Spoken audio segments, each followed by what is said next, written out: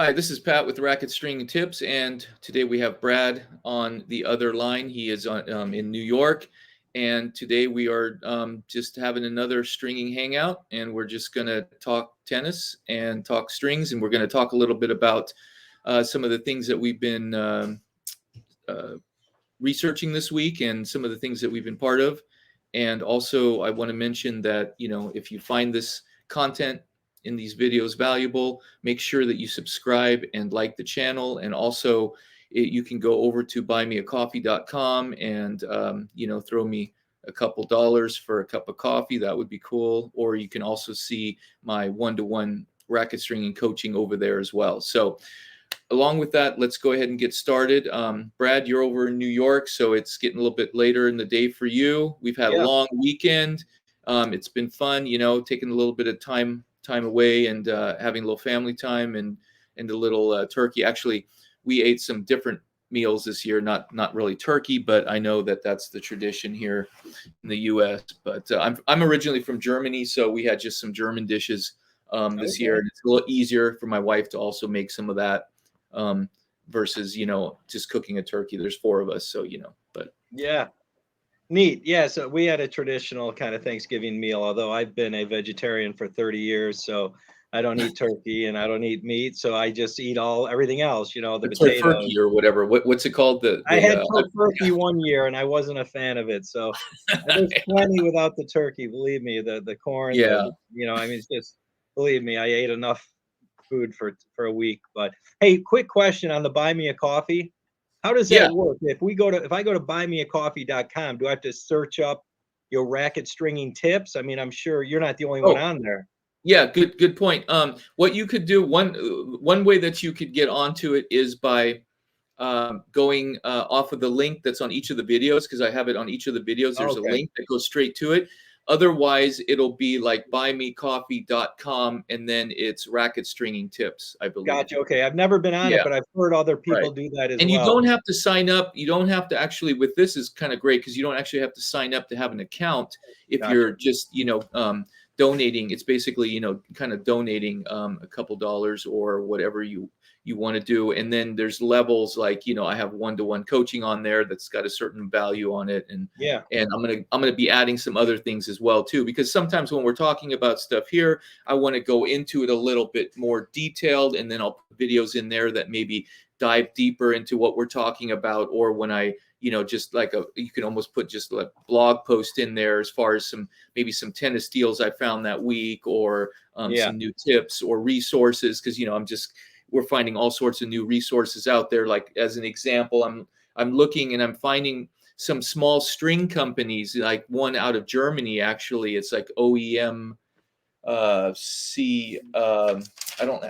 forget. I don't have the exact information in front of me, but you can buy a reel of polystring for 660 reel, and I think it's about like $60 or $70, and they kind of equate it to almost like an Alu Power kind of string. And Germany makes quality strings, so I haven't tried it. I'm thinking about maybe trying something like that and seeing how it really compares, because a lot of times here we try strings that are marketed to us. We try strings that are readily available, and sometimes with some of these smaller brands, we don't get the information, or we don't get that marketed to us, and so we don't go out and necessarily always search out new companies. And so I found a few, and that was one of them. I thought, hey, for about half the price of a Alu Power, or even less for something like that, there's a lot of polys out there, and to try out. So yeah, good point. It was well, maybe we should let the folks know that are watching what we did this weekend, and then we can kind of get into more of that. This weekend was the European Racket Stringers Association virtual symposium, where normally they meet in person, but this year they did it through virtual Zoom meetings. It started Friday evening, and there were talks all day Saturday, and all half of today. And Patrick and we attended some together. We both slept through some separately, and and we but we got a lot of information, and the ones that we missed, we'll be able to go back and we'll be able to watch. Because we're both ERSA members. Mhm. We both signed up for the symposium, and I think it was, what was it, like 170 euros or something like that. Yeah, and that included a 1-year member that was for the symposium, and then it also included a 1-year membership, uh, Yeah, so I got a for lot out of it, ERS. and based on what you've said, what you got to catch, you got a lot out of it also. So I don't know if you want to kind of roll with that, and Yeah, a couple of the sessions, of course, for me, the time zone, most of the sessions were in the middle of the night. So I tried to catch some late at night here, and then I tried to catch some early in the morning. So I was able to get a few, but I would have really, I think, been bummed out if it would have ended up being that they didn't record them for later on, because then I would have missed quite a few of the sessions. Because I think you're going to talk a little bit about Wimbledon stringing and all what that's all about. Because they had I think Paul probably is the head of the stringing team at Wimbledon. Is that what I understand? yeah, yep, Yeah. exactly. So maybe for a quick minute here, I can just kind of run down just some of the schedule, so Oh people yeah, listening yeah. know that. Go over that if you have that in What front of you. we Actually, I so do too. Yeah, go ahead. Yeah, so Friday night, Mark Maslowski, I think that's how you pronounce his name. He is the president of the ERSA. He's out of Split, Croatia. He kind of did an introduction and kind of told us what to expect. He was under a lot of pressure this year because he had never worked with Zoom before. So now he had to put all these all these events and all these speakers together. But he did a great job, and I'm sure he was a little stressed out about it, but he really pulled it off, and I thought it was fantastic. Um, so Saturday morning they had a presentation on Dunlop, some of the new products and stuff by Florian Strahli. I'm not sure how to pronounce that. Then after that they had a Luxilon technical presentation by Terry Beltons, Belton's, research and yeah. development. He was research and development. And after each one of these speakers, they had a chat room for all the members that were in. They could kind of get together and talk and get to know each other a little bit. They also had a squash master pro squash stringer, Nick Down, who gave a presentation. They had John Vinnell from JVC Stringer Software. It's a tournament and shop software for stringers. They use it at Wimbledon, so that was kind of neat if you're looking to really organize your racket stringing business, to see what you can do with that software. Let's see, they had Noel from I guess he's involved with stringing down in Australia. Hmm. He gave a presentation. I have to go back and watch that. I was sleeping when that happened. Then Yeah. there was a presentation by Head, also a presentation on natural gut stringing. There was a presentation on tips and tricks. Let's see, who else did we have in there? Another Luxilon presentation. They had let's see, Pro T1, Gabriel Medri from Pro T1, tuning and testing equipment engineer. Yeah, they also make a bunch of machines. I noticed in the UK and stuff, they sell the Pro T line, I think. Okay. And they're pretty cost effective, they're pretty affordable as far as, computerized stringing machines go, I think. Gotcha. Yep. And now we're into Sunday, and today I caught Mark Lawrence, who's a badminton stringer, and he actually strung a racket, and it was kind of neat to hear what he had to say about that. Um, and it was, I asked him at the end. I said, "Look, I'm a tennis stringer. My goal this year is to learn how to string badminton." I said, maybe I'll buy a racket or two on eBay and just practice a few times. I said, where am I, as someone who strung tennis rackets, where am I most likely to screw up the first time I string a squash racket, right? Yeah. And he said, well, usually tennis stringers get by okay. He said that the tight pattern sometimes gives tennis stringers a little bit more difficulty. They're so used to, compared to squash strings, wide open, spaces to weave under and over. But he did mention a part that's really, quite important when you string a squash racket. He strung a junior world champion a few years ago and broke 3 of his frames. Because of the throat, right? Because of that throat piece, right? That's What kind of happened was they couldn't figure out what was going on, so he had to talk to all the people at the racket company, and what they discovered was that where he mounted it was just a couple inches too low, even though it was kind of in the center of the frame. it's more vulnerable at the top because the throat, I guess, protects to the bottom of the head. So he had to move the mounting up closer to the top of the racket head. And once he did that, the rackets were fine. He didn't break anymore. Yeah, After, that's something that you probably want to solve before you actually go into a tournament setting, huh? well, yeah, it was interesting that he admitted to that. He's a Yeah. really respected globally. Uh-huh. He's a Yannick Yeah, Stringer, it and happens. so it happens, right? It Yeah, happens to that all of stuff us. And happens. if so, and after him was Patrick, or was I'm sorry, was it Patrick who is Paul, the Paul. Wimbledon, Paul, the official Wimbledon stringer, which I thought was great. And then after that, they had a kind of a raffle and giveaway. Oh, I forgot to mention Sandra Kirschbaum also. I don't think I mentioned her, from the Right. Kirschbaum family, Mhm. and her stringing. Yeah. So that was kind of the lineup, and I guess Yeah. we could talk about things that we were able to catch. If Yeah. you want. I mean, the MSV, the MSV strings, that was a good informative, because sometimes with these smaller companies and some of these European companies, you don't hear a lot about them here in the U.S. as much, and so you don't really know as much about the company, whatever you can find online. And actually, the guy that talked about the MSV strings, he must have been one of the founders, because his name is part of, I think his last name is Moav or something. Okay. And so that's, I think that's the name of the string, right? MSV is actually, yeah, because Carl Philip Moav, because I think it's Moav something SV, right? Isn't Yeah, that? and I missed that one. I did catch the one on Kirschbaum, but I missed that one. Yeah, hold on. Let me just check that real quick, just to make sure I'm not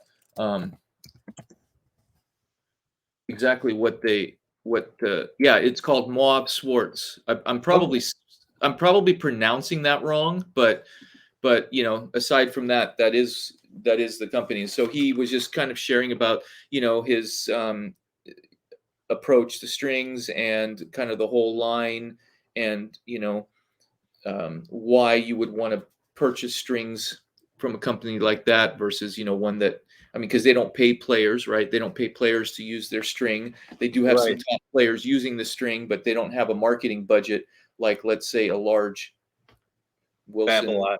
Salon, those kind of companies have. So they have to somehow manage uh, paying players, right, to play with the string. So so he was going over and some of the strings and their performance, and where they tested them, and what kind of research is behind it, and all that. And so it was, I think, pretty informative to listen to that. Like, kind of like, it's probably similar to what you heard with the Kirschbaum presentation.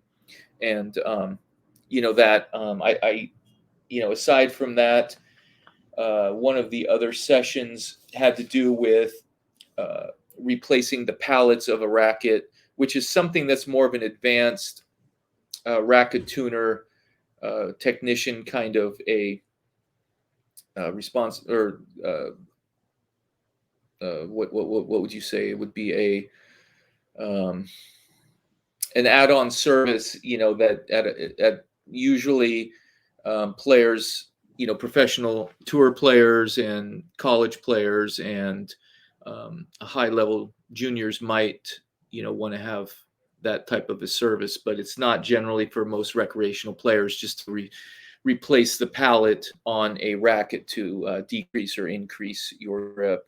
I Normally, we can't use a see. different system for doing that, right? We can build up a grip, many a way. Like, in the past, I would use one of two methods, right? I would either use the heat sleeve, which is, of course, the most effective and most efficient way of doing it, because you just use the heat sleeve and put it on there to build up the grip, and it doesn't really increase. I mean, it will increase the weight, right? So it's gonna change the balance a little bit.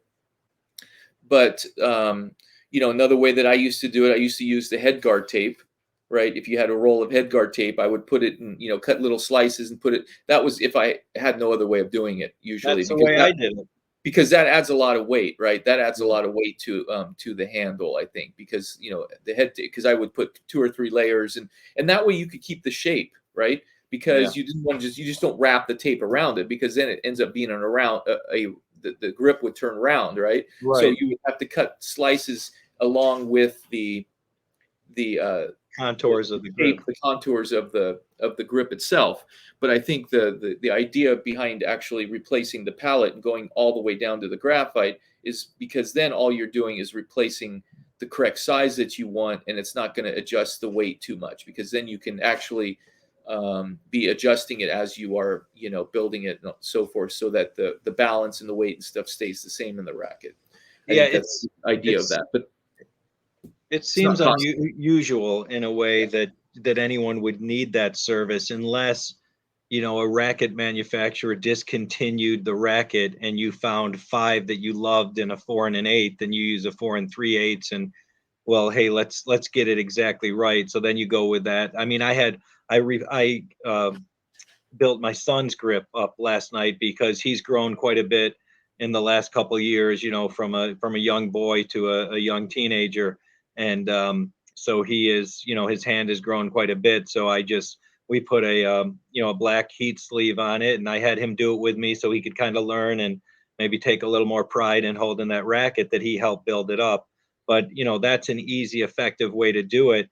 And when I was a kid, and even now, I don't go nuts over tiny little specks. I've got enough things to worry about, when I'm on the tennis court, that I don't want too many excuses or things to think about. Wait a minute, why am I off? Is my balance point slightly shifted on this side of the rack, or what? I mean, that's just me personally, but I do get, wanting everything to be exact, so you can eliminate what's going on. You don't wonder if it's this or if it's that. And I do like what they mentioned. One of the things they mentioned today was for the high level players to, mark your rackets, 1, 2, 3, and 4. So when your stringer takes care of it, they can keep a record of how many times have they strung racket number 1, how many times have they strung racket number 3. When you're having a great day, take note of which racket was. Were you using racket number 2? Let the stringer know. When you have a bad day, check it out. Was it number 1? And you might find that you're more often having great days with number 2. And then you really start figuring out, well, maybe I need to get some customization done here. Let's find the exact specs of racket number 2. And if it's making that big a difference, then you go to someone who's really, skilled in getting all the balance points and the weight exactly. So you have more than, because as we know, when you take 3, 4 rackets off the shelf, they're all different weights, even though they look the same and they're the same racket essentially. Exactly. They can be, yeah. And So, you brought up a good point there when you were talking about, well, sometimes I don't really spend too much time dealing with, a small little minute thing, because, you've got the bigger picture, right? And really, I heard somebody else say this too, as far as like, if you are looking at the whole picture of your game, right? It's not just the string that's going to make your game. It's not just going to be the racket. It's not just going to be your ability, but all those 3 things together make your game, make your tennis, right? And so all of them have to fit in. Some people create the ability a lot bigger, and the racket and the string is a lot smaller. Some put all of their emphasis in the racket or the string, and then don't put a lot of emphasis on their game. And so you have to balance it all out. It's all 3 of them, kind of blend together, I think, to be more effective. And that's also like when we start talking about hybrids and trying this and trying that, and that could be a non-ending process. But at some point, you've got to kind of put it into perspective to some degree. And one thing they mentioned, since you brought up hybrids, is now this is the European Racket Stringers Association, so we were dealing, with very few people from the U.S. that were part of this symposium, much more, the rest of the world. But they made a comment that they found that U.S. racket stringing manufacturers tend to do more hybrid combinations than you would see over there, because they just feel like there's an infinite number of possibilities, and everyone is so unique as to what they want in the mains, what they want in the crosses. So they just didn't isolate them by putting a package of 2 different, half sets of strings. So they say you see that more in the US than you do in Europe. But that was just a comment. Yeah, well, I think I think the conversation started by them saying, you've got basically about 80 brands of strings, which equates to about 2,000 different types of strings. And so then you take all those together and you create hybrids, and now you have an infinite number of combinations, right? So Yeah. that's kind of starting out, when you start talking about hybrid, have that idea in your head and go, oh yeah, it's just you can just create just, I mean, you could, Between the gauges alone yeah, in the right, string. and that makes a big difference too. I mean, I don't know if you've ever done some research on the specifics of that, but sometimes if you're looking at a 17 gauge versus an 18 gauge, it's the same string, but the stiffness is different in those two strings, right? Because Yeah, of the it's always diameter. less when with a Yeah, smaller gauge. It's yeah. it's always. So all those kind of things. So you got to kind of take that into consideration when you're starting to talk about hybrids and you're talking about increasing or decreasing gauges and changing up the strings to a different category and so forth. But to solve the problem, just use natural gut, right? Yeah. That solves everything. That's the Yeah. best, of all worlds, right? To some Oh, degrees. I Just use love gut. my natural gut. I Yeah. love my Just natural gut strings. It's matter of fact, I broke one. No, I didn't. I thought I was going to. I'll probably break it tomorrow. But yeah, I love the natural gut. I really enjoyed talking to Sandra Kirschbaum, the daughter of the founder of Kirschbaum Strings, and I guess her father used to sell strings to Wilson and other companies, and then they started kind of just their own brand. It became the Kirschbaum brand, and they've struggled a bit with the bigger marketing campaigns of some of their competitors. They're a small family business. She told me a little bit about it. It's her mother and herself. They have a team of 5 or so people in a 500, I think she said 500 square meter building in Germany. They're really struggling a little bit to get back into the market, trying to find their way. They do have some good players. They used to have a number of top players who use the equipment. She's very proud and very confident in the product and that they're putting out.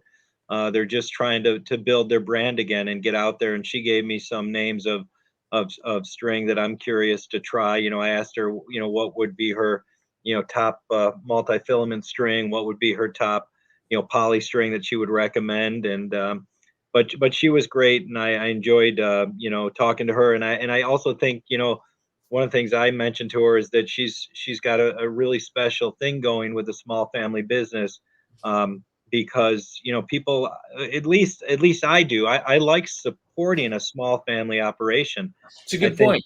It's a good point. it's just a nice thing to do. You're actually, that you're, the family that you're helping.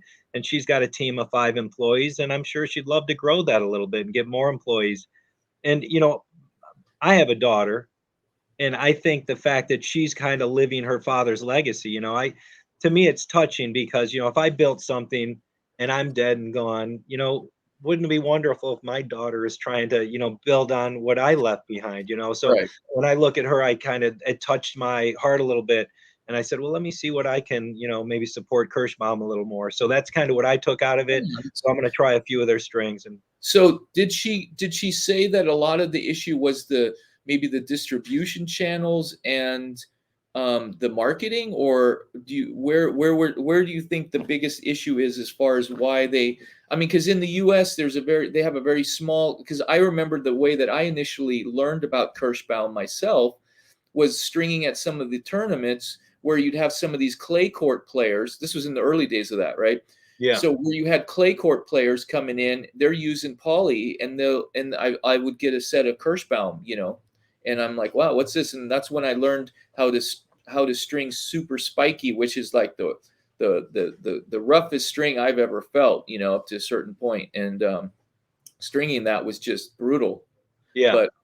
But that's where I kind of got acquainted to Kirschbaum, and so you know She mentioned a couple of times, we don't have the budget that these other companies have. We don't have the budget for the marketing.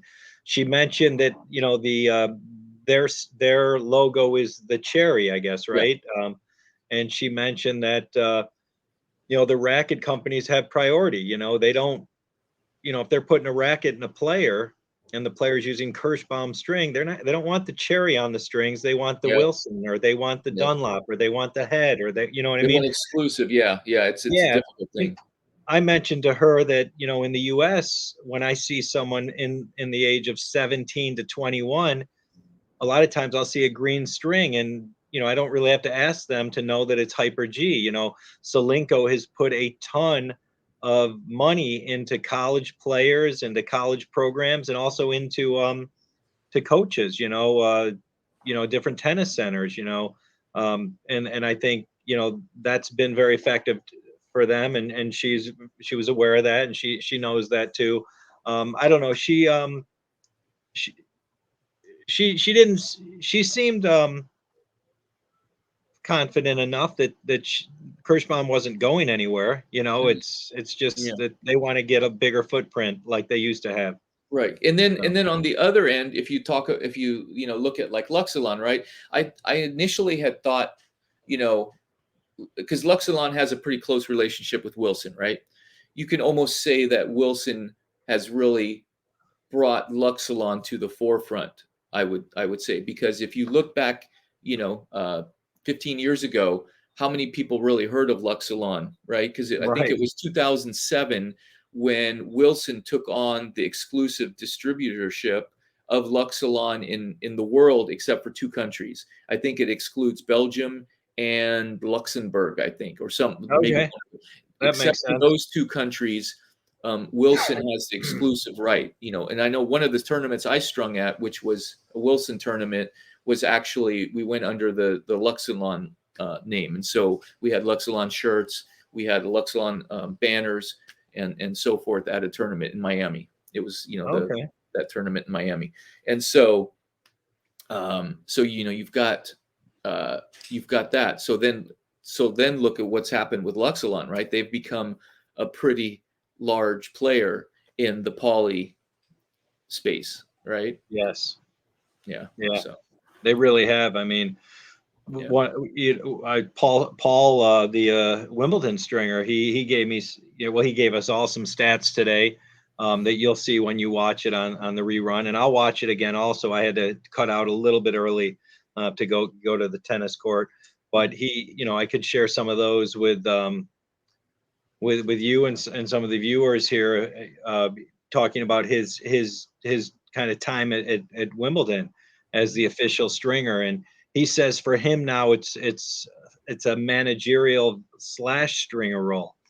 For the first 3 or 4 days, he does very little stringing himself. It's more managing and making sure who's stringing Djokovic's racket, who's Yeah. stringing. Getting the team set up right. Yeah. Yeah, who and some of the things they look at are, which stringers have committed to the whole tournament, Right. and they don't want to give the stringer that's only can be there for 3 days one of the top players' rackets who might be there the whole tournament, right? They want the Yeah. same stringer from Yeah. start to finish if Right. the player And likes that. So and that's another reason. I'll let you go into that, but I just wanted to kind of say a few things here. Like, that's one reason why when you string for a team or a large tournament, you string the same. Everybody strings the same way, meaning that the racket is mounted the same way. You start the crosses on the same side, to the degree where you tie off in the same places, so it is consistent.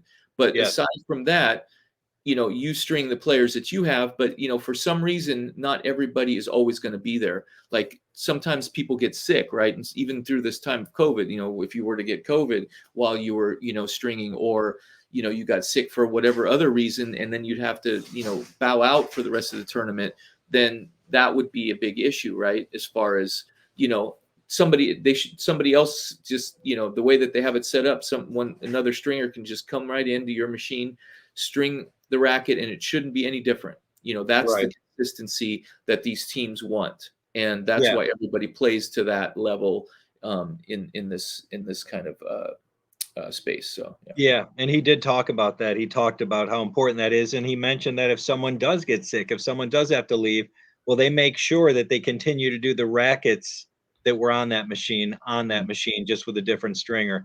So he did his first Wimbledon in 2004. He had been stringing since 1988. I'm just looking at some notes I took here.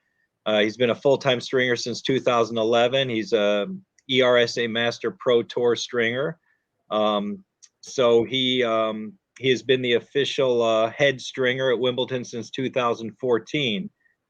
He did mention that they have some universals that they all follow, some guidelines, and I'll read some of those to you. So this is at Wimbledon. They the types of knots they use. Everyone has to use the same knots, and the knots they use are the Pro and the Parnell only. So those are the two knots they use at Wimbledon. Well, Parnell is a big part of, I think, Wimbledon stringing. I think Okay. I think so, because I think that's where that's where he's from, right? It's Richard Parnell, right? Yeah, Richard Parnell, right? So I think, as far as I know, but maybe that's why he was part of that or something. But are they still using Technifiber team? Is the team still Technifiber, or is it? I thought it was Babolat. Is it Babolat? Oh, it probably is. Okay. Yeah, I think it was Babolat. He showed some pictures, and they were all Babolat. Oh, so it's Babolat. Okay. Yeah. Yeah. So they all use the universal around the world pattern. That's his favorite. He says none of them are perfect, but generally he likes the universal around the world. If they do it, everyone does the universal around the world. He said for tensioning the knot string, all tie-off strings are set at 8.5 pounds over, or 4 kilograms over. So every tie-off string is 8.5 pounds tighter. What else did he say? Rackets stay with the same stringer unless an emergency. And the stringer is busy, or the original stringer is left. In that case, they string on the same machine. And that would also probably go for on-court rackets, because not everybody's usually up to speed, or not everybody usually would do an on-court racket all the time for a player. Yeah. And so maybe if one of those comes in, somebody else might take that, because that's usually a different situation. But and what he mentioned that they checked the DT, and I didn't catch the DT. What the DT is? Is that dynamic tension? That'd be the dynamic tension. That must have been what it was. Check the DT of every racket. Okay, I didn't catch what he said. So they must have a device there, machine like an RDC because I think the RDC does dynamic tension as far as. So we'll have to listen to that again and see if he mentioned which machine they use. I'd be curious to check that.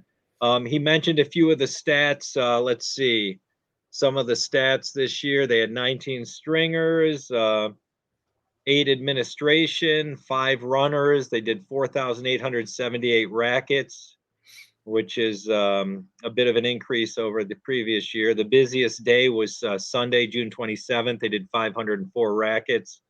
The most rackets strung were by Denis Shapovalov and Kristina Pliskova. They each strung 45 rackets during Wimbledon. 106 rackets were sent from court to string. The lowest tension was 22. Wow, that's pretty high. 106 from the court. Yeah, that's pretty high. That's what I thought.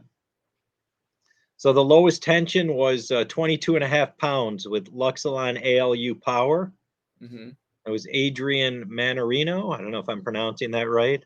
Yeah, I'm not sure. And the highest tension was 88 pounds, Luxilon 4G. Now 4G is a stiff string anyway. I don't know if there's a right. That's a 88. Really. Are you kidding me? 88 pounds, 40 kilograms. I don't think I've ever strung a racket that tight. And that was Ulricki. That's some serious, because usually, I mean, your clamps have to be 100%, and the string has to be able to hold it. Because I remember there'd be some times when, when you start getting in the 70s, where string starts to break, Well, I'd be wearing safety glasses and maybe a full face helmet if I was pulling that tight. If I was pulling 87 pounds, yeah. Yeah.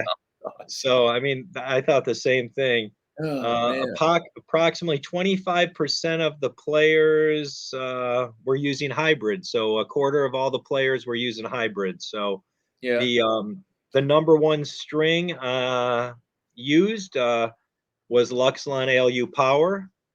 I should have started at number 10. All right, let's start at number 10. The 10th most popular string strung this year was Solinco. And he said he would have thought it would have been Hyper G, but it was Solinco Tour Bite. Number 9 was Yannick's Poly Tour Strike. Number 8, Luxilon Original. Mm. Oh, Number okay. 7, Wilson Natural Gut. Number 6, Luxlon ALU Power Rough. Number 5, Luxlon 4G. Number 4 was Babolat VS Touch 1.3 millimeters, 16 gauge. Number 3 was Yonex Polytour Pro. Number 2 was the RPM Blast Babolat. And I already mentioned number 1 was Luxlon ALU Power. So that was the 10 most popular strings this year at the 2021 Wimbledon. And then he had the 10 most popular rackets. And so I'll start from number 10 on this list. That was number 10 was Yonex E-Zone 98. The Head Prestige was number 9. Head Speed was number 8. Number 7 was Yonex V-Core 100. 6 was the Yonex E-Zone 100. 5 was the Wilson Ultra 100. 4 was Head Radical. 3 was the Babolat Pure Aero. 2 was the Babolat Pure Drive, and the number 1 racket this year used by the most players was the Wilson Blade. Yeah, I mean that's understandable, but just to see a couple Yonex in the top 10 like that is good because it really speaks to what they've done over the last 10 years in really getting into this space here in the U.S. and making making their foothold, I guess, in professional tennis because it well about 6 years, Yeah, about 6 years ago, I was looking to switch rackets, and I always thought about using Yonex. I liked them. They were always popular with the women, right? With Martina Navratilova and Monica Seles, Eva Maioli. There were some men that used it: Richard Krajicek, Marcelo Rios, Leighton right, Hewitt, Rios. right? But it seemed to be more of the women that would use the Yonex. Hingis. Yeah. So about 6 years ago, I found our local rep for New York State and got in touch with him, and he said that he had been trying to get into the Rochester market where I live for a few years, and no one would open him. And so I was at a club, a fairly big club at the time, teaching, and I got them to open Yonex. And a few years later now, Yonex is the number 1 selling racket in this community. They've become really popular, I think, not just in where I live, but all over the U.S.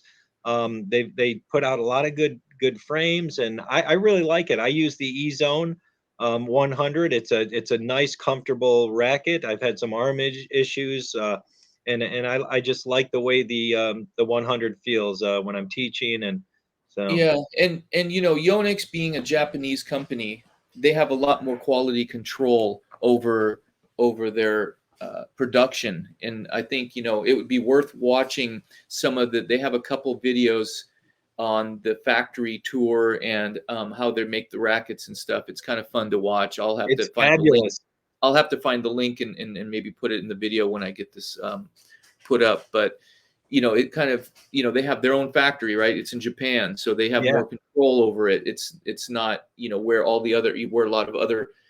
It's not like in a country where multiple rackets are made in the same factory and different molds, and so I think they have a lot more control over that. And I think that speaks to what they've really accomplished in being a family business, right?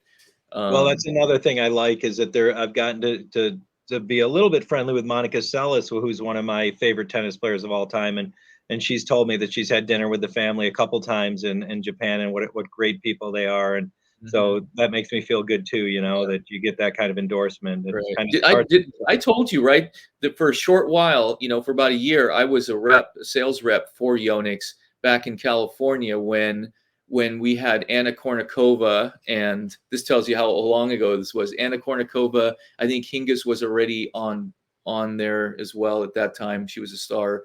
And then I don't remember too many other players offhand, and so I would go around, to all and it was a harder sell at that time. And just, putting the equipment into the country, they didn't always have all the rackets available, and, it took a while. And then always that communication between the US division to the Japanese division. And just, it was, that was, I think, growing pains kind of stage at that time. And so I actually did a lot of badminton at the time. And so I got to string some badminton at some of the tournaments a little bit. And I got to, play some badminton with some of the players for fun. It was Neat. fun. to be a, Kornikova used that red one, right? A red Yonex. I can't remember the name. my brain doesn't function that well anymore on that, some of that stuff, so I can't remember it all. But I can't. Yeah, I must have not stored that away well. But yeah, those fun times. But that kind of speaks to now. I bet that being a Yonex rep would be a pretty good job.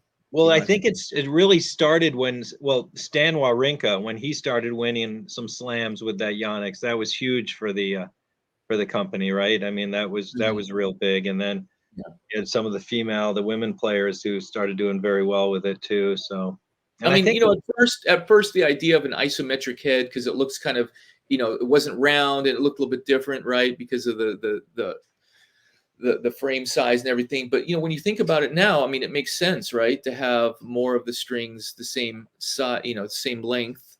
Right.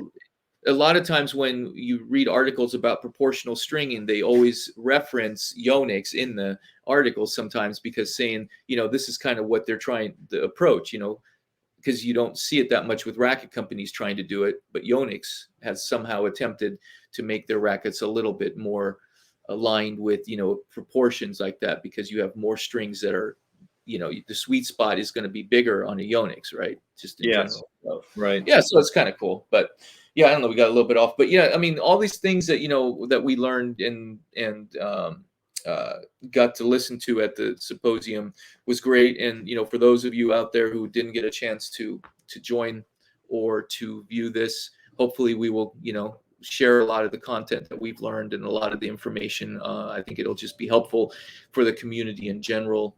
And it's been fun just to kind of learn a little bit more about some of the things that we don't always have access to here in the States, right?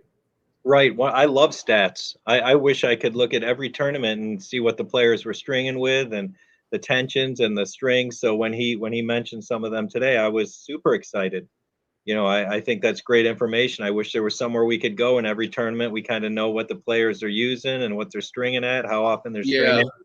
Yeah, we should try to put together a database, and then we can post that every time we find some new information, because it just takes a little bit of digging, but and it is kind of fun to kind of see, because then you could kind of follow the players and kind of figure out what they change up at the different tournaments, because for one thing, the tensions are definitely going to vary at tournaments. Right. And depending on surface, depending on weather conditions, depending on maybe a change in their playing style, or just maybe a new racket change, whatever it be, could affect the tension. And so but it would be kind of fun to follow that a little bit more. And so yeah, I found note that. I found one interview where they were talking about Nadal, and he at this specific tournament asked for his rackets to be strung 3 hours before the start of his match. So he was very specific, and he wanted, I think it was 4 or 6 rackets strung. I guess, I don't know how, they'd have to start 4 hours. 55, right. What I remember stringing Nadal's racket at was like 55 pounds. I actually still have a label. Let me see if I even still have it. Let's see if I can. I'm probably not going to be able to find. I had a bunch of stuff in one place, and would that have been in Miami or at the Australian, or? Yeah, I don't remember. I have to find it. I don't remember which. I don't remember at which tournament, but I don't think I have it sitting here, because I was looking through it actually the other day, and oh, here you go. Actually, I do have it here. So this is kind of what the labels look like, right? Okay, yeah. And so you could see, it was 25 kilograms, right? I think that's about 55 pounds. I'd have to check, but 15 gauge, quite. Yeah, that was when he was using. That was a while ago. So that was when he was using just the Pro Hurricane Tour in both, right? And so, and it tells you all he the still stuff. uses 15. Yeah, I think so. That because it's just thick, because he breaks the string, But he was one player where when he came in many times, he wasn't as concerned about at the time. You thought that he would be really meticulous about every little minute detail because you know how he used to have his rituals and he'd have to do certain Yes. things, certain way between matches and just all that. So um, you would think it would be really, he would be really, on top of every little nuance of his rackets. But he's not as. It's just string him at 55 pounds. Here's the rackets, and it didn't.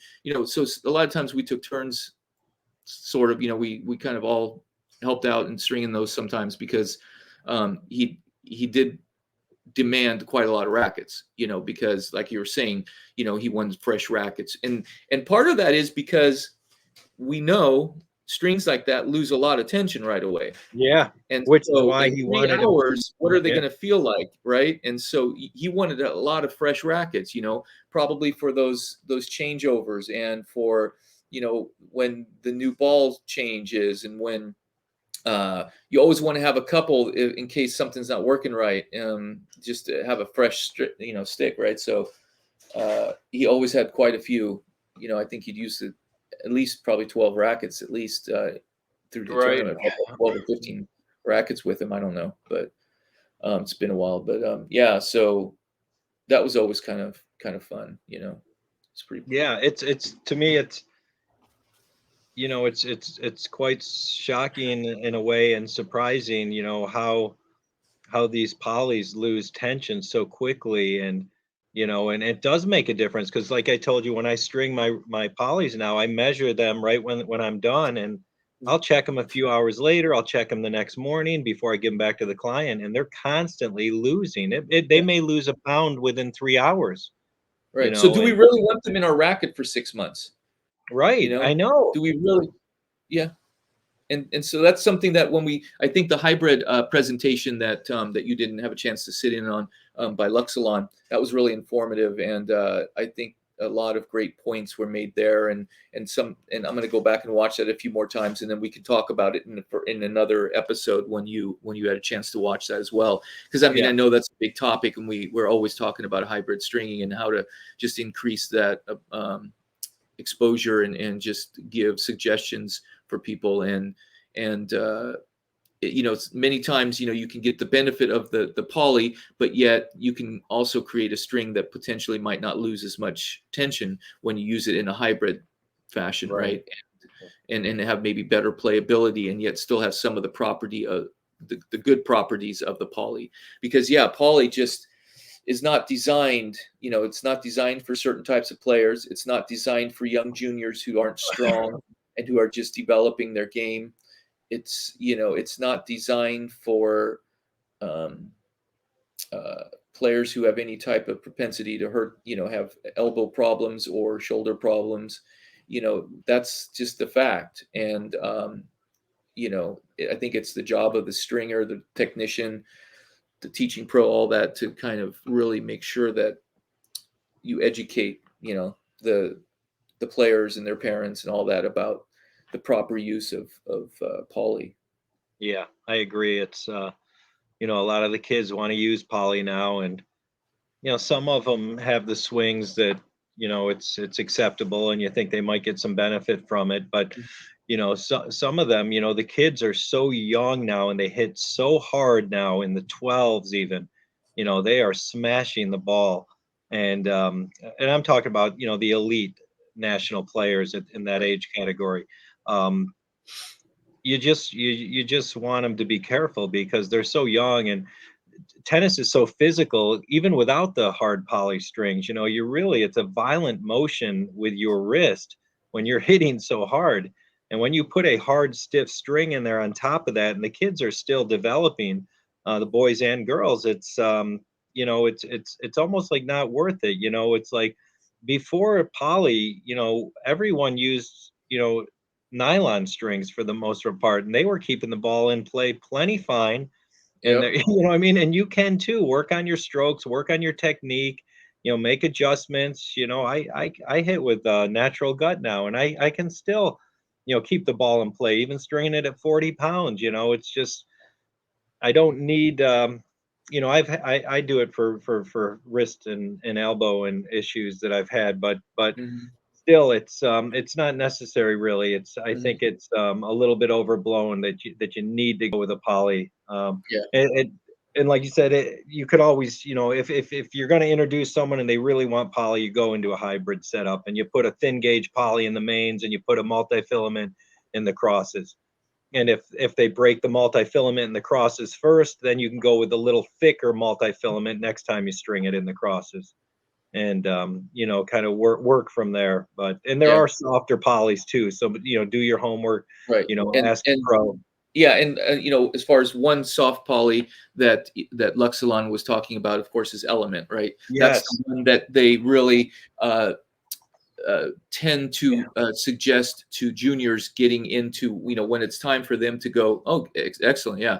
Mm. When it's time for them to, you know, go to the tri poly, you know, in combinations, try starting out with the Element string because it is a little bit softer than some of the other ones and it's not so stiff. So Right. it's This is what good entry Raducanu level. used this year at the US Open. Yeah.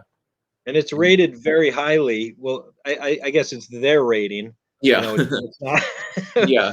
We they need a rate third it party. very highly for comfort. So if you look at if you can see kind of the ratings and stuff, I don't Right, know if you right. can read Yeah. that, but So you can compare at least with their own ratings, you can compare strings to their own strings. So if yeah, you are, you know, looking if you play with Luxilon already and you go, well, I want a softer poly, you could use those numbers on the back and say, okay, well, this one compared to their own studies is a softer one, you know. But of course, if you go broader and you go beyond Luxilon and you want to compare a Wilson or a, you know, Solinko or a head or some other string, you're going to need to use one of the other you know, third yes, party like a, you know, Tennis Warehouse or university. ERSA or some other company that's done um, the string analysis because you're not going to be able to compare it, you know, because they're all going to be different on the back, you know, because they're comparing it to what, you know, their own strings. So Yeah, it was interesting. The badminton stringer mentioned a string they have that is 0.6 millimeters, and it is the thinnest string on the squash scene, which wow, 0.6 millimeters. Isn't that something?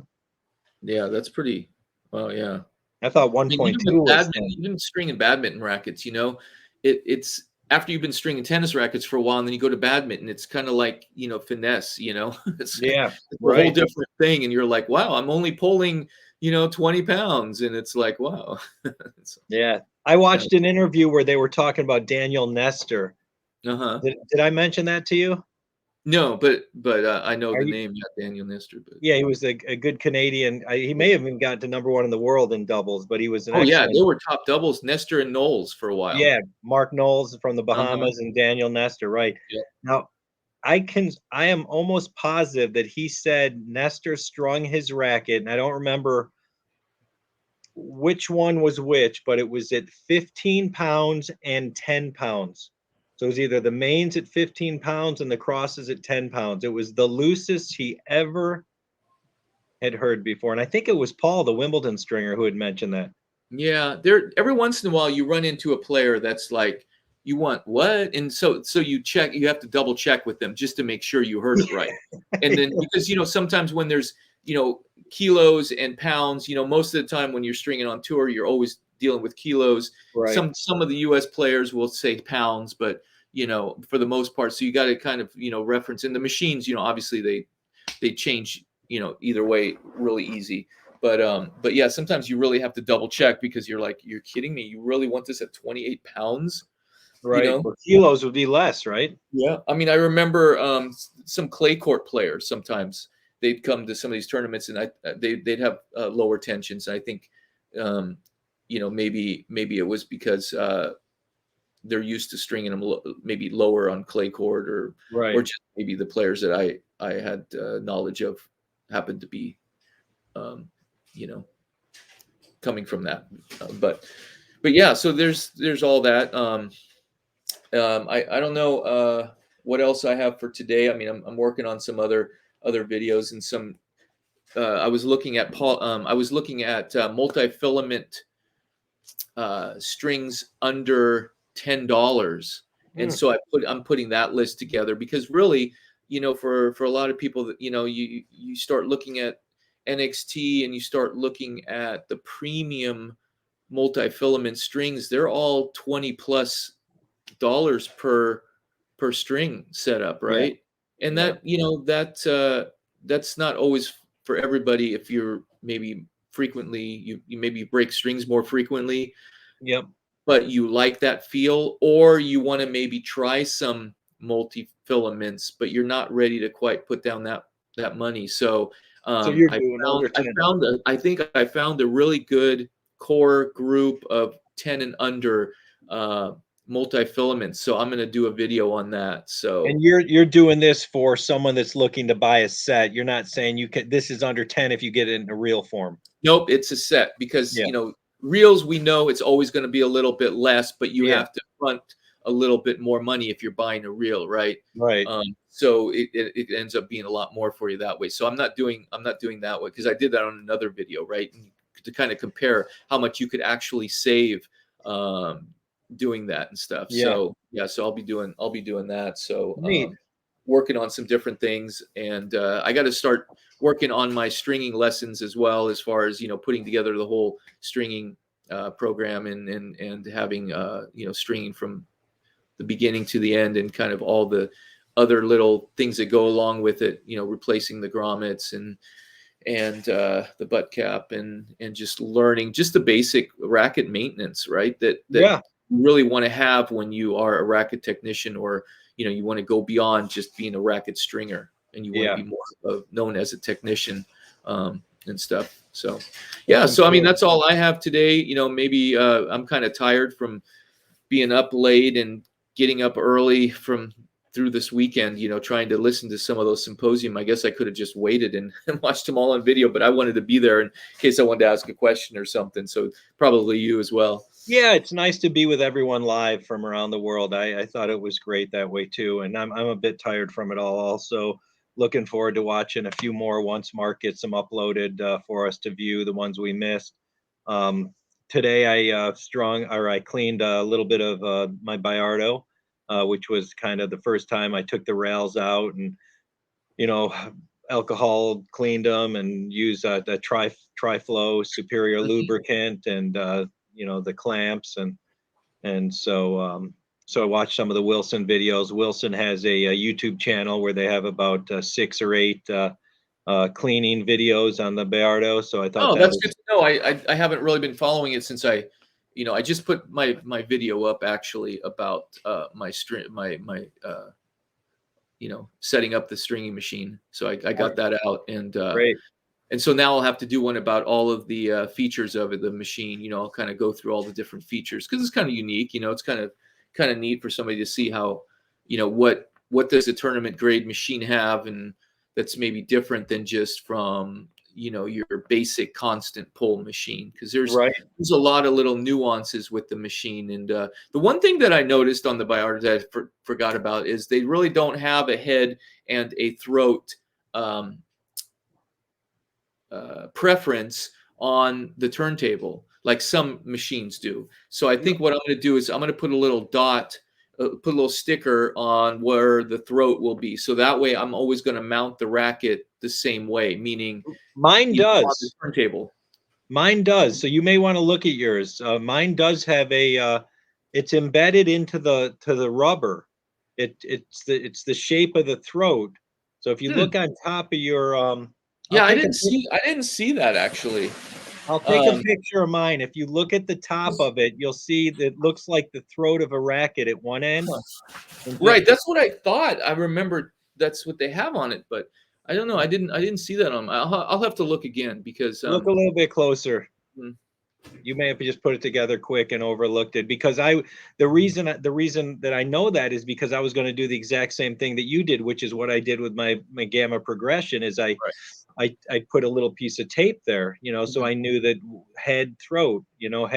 So I always put the racket the same way, and I started to do that with this, and then I'm like, wait a minute, what's this? I said, oh, that looks like the throat, Right.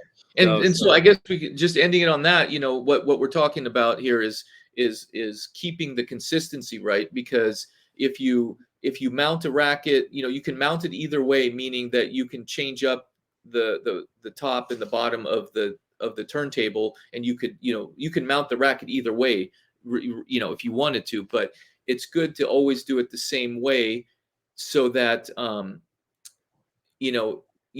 after a while all machines are going to be a little different, in the sense that the the top of it might be a little bit higher or lower, or the racket might seat differently on the way that you clamp it. So it's just keeping everything consistent. So Yeah. you just always, you mount it with the butt cap off, even though I get a lot of criticism on that. What's the purpose of doing that? But we've talked about it, and I'm going to leave everybody alone on that. But I'm just going to say that if you ultimately want to string at a higher level, you want to be a tournament stringer, you've got to get that in the back. You just got to make that automatic. And you're going to find from yourself and from other stringers that I've watched who have reached an elite level of stringing, you're going to hear that word consistency probably more than anything else. So you want to be consistent with every aspect of it. Just be consistent with every aspect of it. You're going to hear that word just as much as you hear bend your knees from a tennis coach throughout your life. If you take tennis lessons, bend your knees, be consistent. So that's a good thing to leave it on. Right? Yep. Consistency. Be consistent with your stringing. So, all right, Brad, you have a good weekend, and we'll see you on the next video. And until then, keep stringing. All right.